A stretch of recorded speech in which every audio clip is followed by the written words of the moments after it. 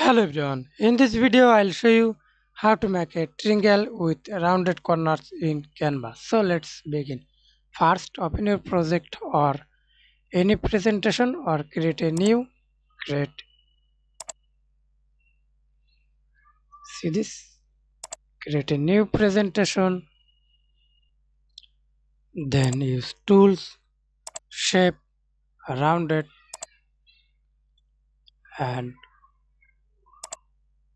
side 3, rounding, corner rounding, press or click anywhere.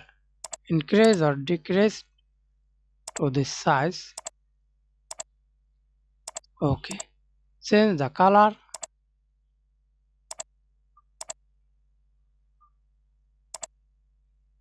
Stroke. Okay. Thanks for watching. Please like, comment, share and subscribe to my channel.